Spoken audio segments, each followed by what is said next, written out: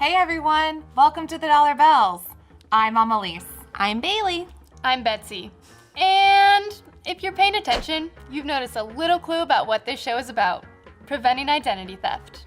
It's not often that you get all three of us in the same room, but we decided that this one is that important. Identity fraud is becoming more and more common. According to Javelin, nearly 17 million U.S. consumers are victims to identity fraud every year. And that number keeps growing.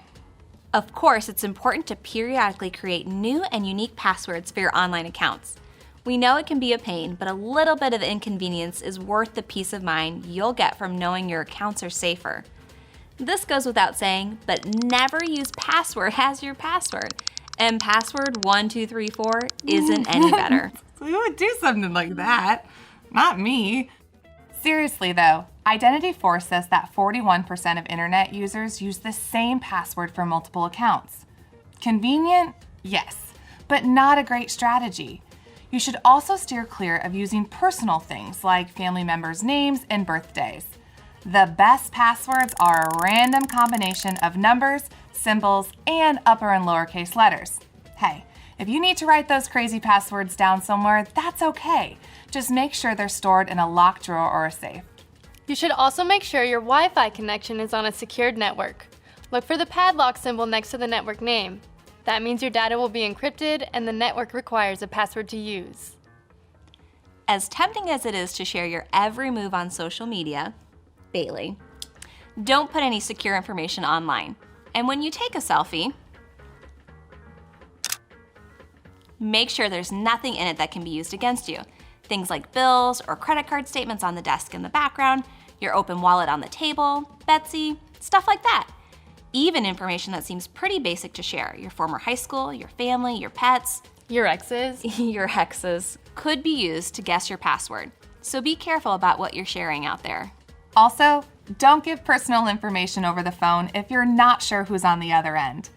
According to Experian, 70% of consumers with fraud-related complaints in 2017 said they had been called by someone posing as a representative from their bank, their place of business, the FBI, or even a student loan company. If you get a call from someone who is asking for personal information, hang up and call the institution back on a number you're familiar with. If the call is legit, they'll get you connected to the person you need to talk to. And don't trust caller ID either.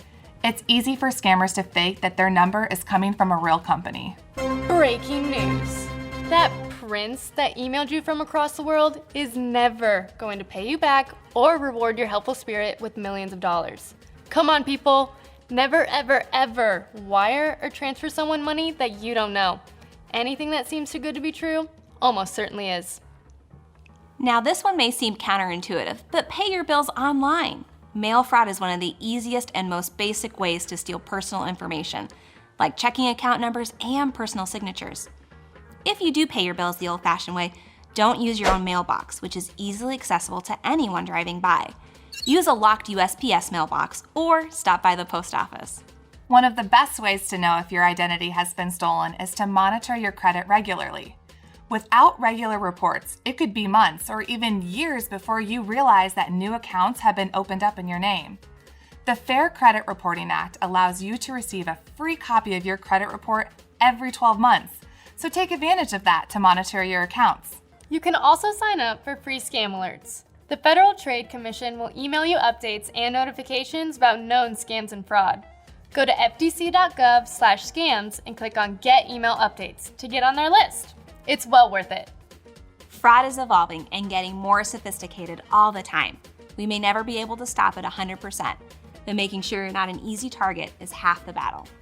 Following these tips will help put you on a good path for prevention. As always, we're so happy you joined us today on Dollar Bells. Now, go request that credit report.